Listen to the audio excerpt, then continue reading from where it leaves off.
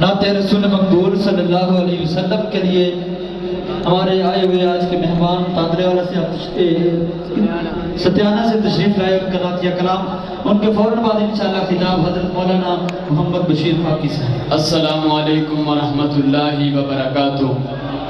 میں نے حکم ہوئے ختم نبوت تے میں چاند شہر میں انشاءاللہ پیش کروں گا۔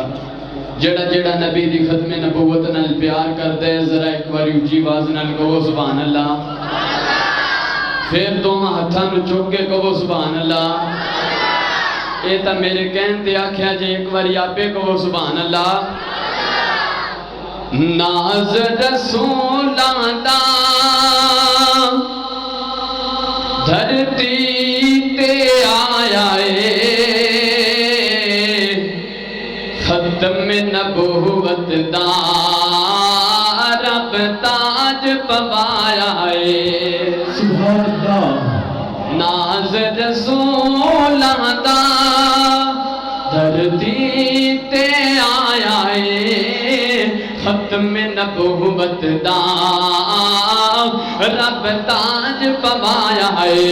جنو جنو یقین ختم نبوت دا تاج آمینہ دلال کولے ذرا تو میں ہاتھ چوکے کہو سبحان اللہ۔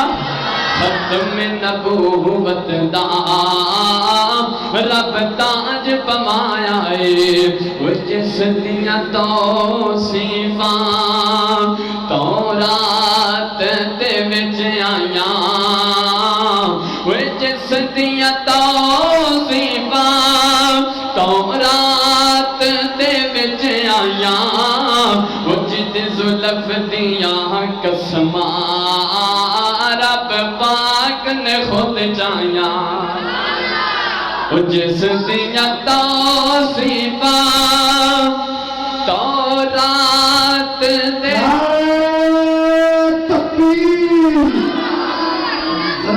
چوک کے سبحان اللہ دے نعرے تکبیر دا جواب دینا۔ نعرے تکبیر، تاجدار ختم نبوت، تاجدار ختم نبوت، نعرے تکبیر۔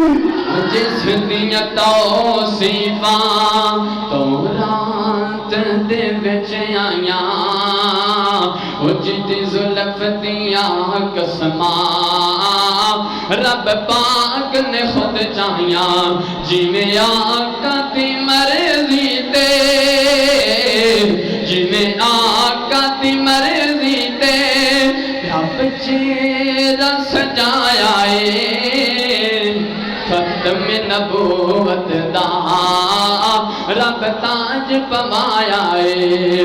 آخری جملہ تے میرا سلام سارے نبی جس دے دیدار لئی سکتے رہے، جنہیں جنہیں آمینہ دلال دا دیدار کرنے کا وہ سبحان اللہ۔